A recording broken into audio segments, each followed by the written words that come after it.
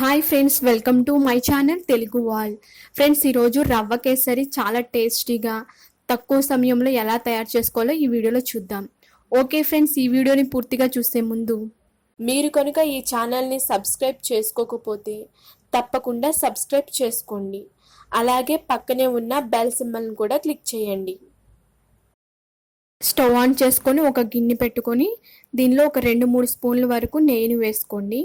కొంచెం నెయ్యి వేడైన తర్వాత బాదం, జీడిపప్పు, పిస్తాలను వేసుకొని కొంచెం దోరగా వేయించుకోండి. కొంచెం లైట్గా కలర్ చేంజ్ అయ్యేంత వరకు వేయించుకోవాలి. ఇలా గట్టితో తిప్పుకుంటూ వేయించుకోండి, లేదంటే కనుక మాడిపోతాయి. చూసారు కదా, ఈ విధంగా దోరగా వేయించుకోవాలి. ఈ విధంగా లైట్గా కలర్ చేంజ్ అయిన తర్వాత మీరు వీటిని ఒక గిన్నెలోకి తీసేసుకోండి. తర్వాత ఇదే గిన్నెలో 1 కప్పు బొంబాయి రవ్వను వేసుకోండి. వేసిన తర్వాత ఒక 2-3 మినిట్స్ వరకు దోరగా వేయించుకోండి. లైట్గా కలర్ చేంజ్ అయ్యే వరకు వేయించుకోవాలి. ఎక్కువ కలర్ చేంజ్ అయ్యే వరకు కాకుండా కొంచెం లైట్గా కలర్ చేంజ్ అయితే సరిపోతుంది. చూసారు కదా, ఈ విధంగా లైట్గా కలర్ చేంజ్ అయిన తర్వాత దీన్ని పక్కన పెట్టుకోండి. తర్వాత వేరే గిన్నె పెట్టుకొని 1 కప్పు బొంబాయి రవ్వకి 3 కప్పుల వాటర్ని పోసుకోవాలి. చూసారు కదా, ఈ విధంగా 3 కప్పులు పోసుకున్న తర్వాత కొంచెం మరిగించుకోవాలి వాటర్ని. ఇలా కొంచెం వాటర్ మరుగుతున్నప్పుడు మనం ఆల్రెడీ పక్కన పెట్టుకున్న బొంబాయి రవ్వని వేసుకొని తిప్పుకుంటూ ఉండాలి.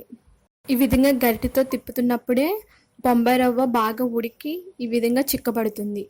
ఈ విధంగా చిక్కబడే వరకు బాగా కలుపుకోండి. ఇలా బాగా కలుపుకున్న తర్వాత మీరు 1 కప్పు షుగర్ని వేసుకోండి.